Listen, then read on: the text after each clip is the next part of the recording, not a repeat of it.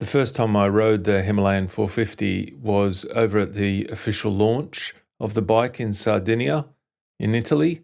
That trip with Royal Enfield was amazing, and it was really the perfect place to ride the bike. The conditions were dry almost everywhere, which made it easy for riders of all abilities, and the scenery was incredible.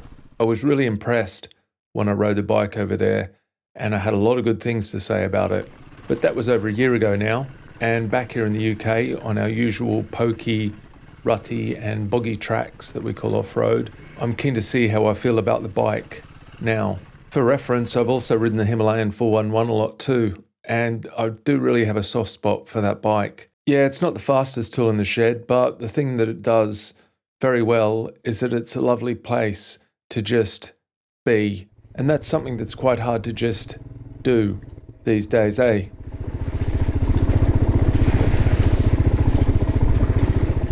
All right, back to the 450. When I went on the launch, I didn't really do a review, but I did shoot some cracking behind the scenes videos and posted a few social posts on it.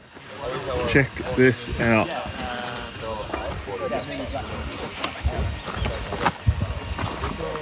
So here's my belated pros and cons on the bike now.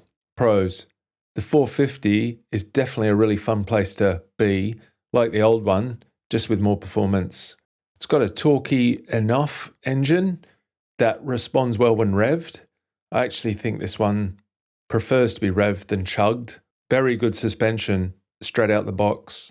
Comfy rider ergonomics that you could ride all day on, and it's a super practical and well thought out bike. Cons? I remember my main con at the end of the day was that the left-hand side foot peg mount was annoying and pushed into my ankle. This is worth qualifying though, because look at what the Royal Enfield camera crew made me do on the day. I also really loved the purposeful look of the old Himalayan, but this one doesn't look as good, I don't think, in my humble opinion.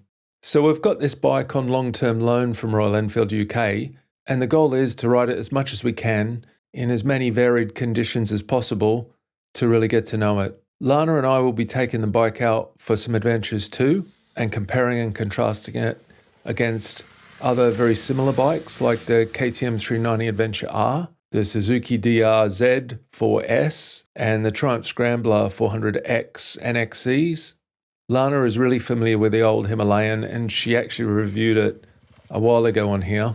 There'll probably be things we need to improve on the bike along the way, so we'll be doing all those things as well, and we'll cover off what we find.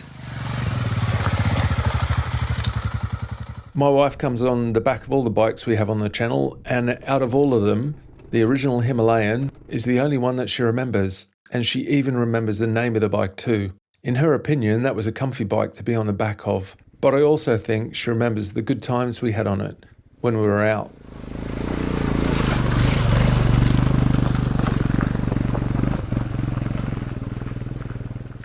So this isn't a review anyway, more of a check-in so you can see what we're up to with the bike. I wanted to see how the bike feels after a year, after the launch hype has settled, and whether it still feels as impressive when you ride it back here in the UK on our roads and trails. Over the next few months, we'll be testing it in all sorts of scenarios, including touring, off-road, winter rides, two-up, and more, to see how it really holds up over time. We'll also be modding the bike, so you know what's worth doing or not.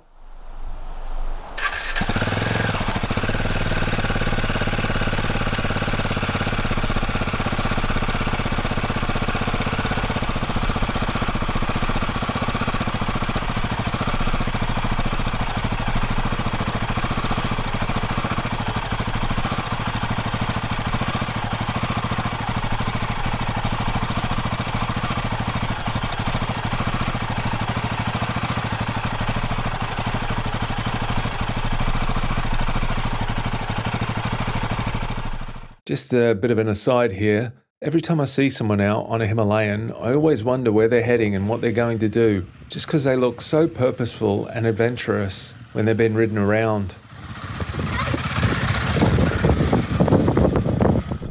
This bike's got a few what Royal Enfield call GMA accessories. I think that's like approved ones. So this one's got panniers. It's got a comfort seat. It's got hand guards. It's got a bigger screen. It's got a grill on the light there. And it's also got these crash bars. This is the toolkit that comes with the bike, and I've just finished adjusting the preload with that spanner there. So hasn't got much leverage with just that, but you slip that in there and then you've got a bit more leverage on that thing. And then this is the preload ring here that you've got to turn to adjust the preload on the shock. And then this is where the toolkit lives, under the pillion seat at the back. My friend Aaron from HM Racing, a motorcycle performance business, has a heavily modified Himalayan that we'll be testing against this bike as well. Some changes he's made to the bike already are Royal Enfield rally kit and seat, HP course exhaust and decat, so his exhaust is straight through without a catalytic converter, Powertronic V4 fueling module, and Fuel X Pro for bottom end. He's added bark busters, Mites Rally Star tyres. He's done a front lower fender delete as well. And now he's working on the suspension on the bike, and he'll be adding a new K-Tech 35mm rear shock and a Pro Valve fork revalve kit too.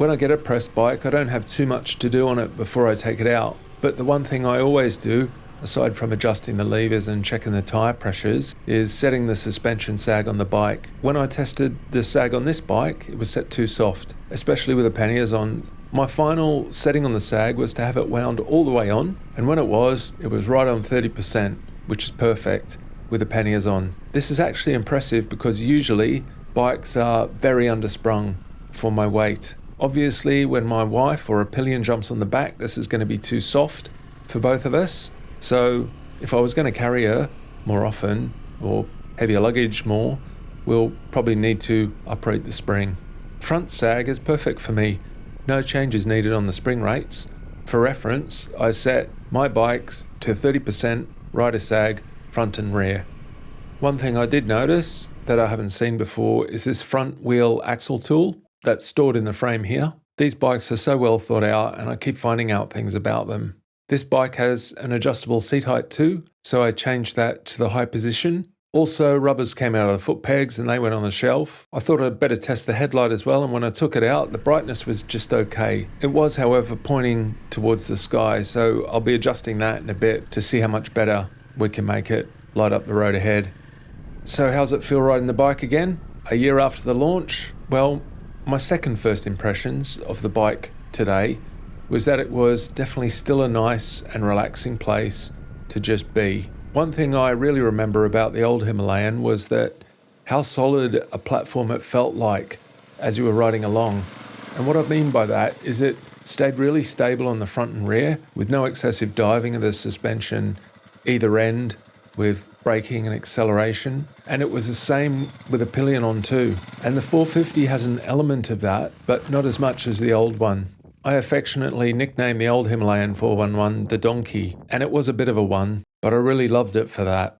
The 450's rolling on stock tyres, and within the first minute of being off-road, the front tyre slipped a little, and I tapped my foot down as I normally would on any off-road bike, and my calf slammed into the panniers and gave me a dead leg.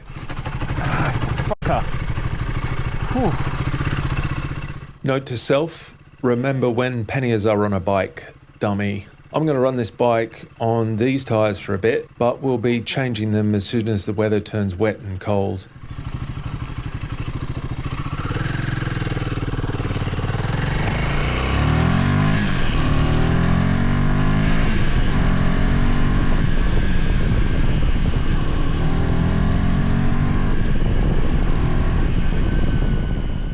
Another thing I noticed was how much fun I was having winding the engine up through the gears and looking down at the speedo and still being well within the speed limit with a fair bit to go. This is a massive plus for me.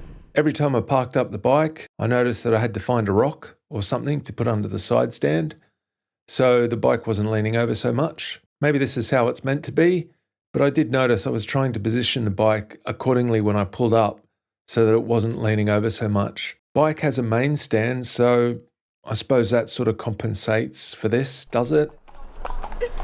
Very natural. I like it. I always smile like this. Cheers, girls.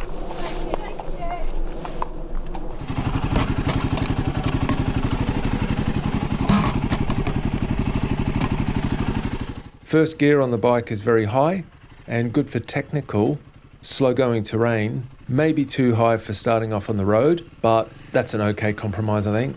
One thing I liked when I was shooting all the B-roll on the bike was the little extra details the bike has for adventures, like the extra long mud and splash guards for the wheels, tank guard with mounting points. The bike has an excellent turning circle. Check out how easily I can turn around in this lane.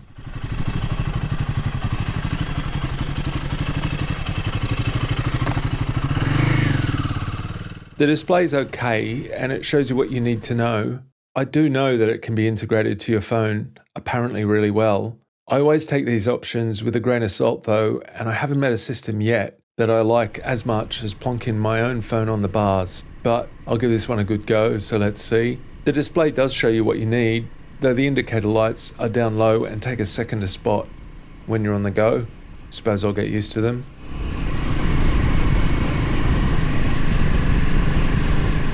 So yeah, a year later, the Himalayan 450 still feels like a genuinely capable little adventurer. It's not trying too hard, and that's what makes it so special. But we'll see if that feeling holds up once we've spent a few months living with it, especially once the winter sets in and we start taking it off-road properly. Let me know if you have any questions in the comments.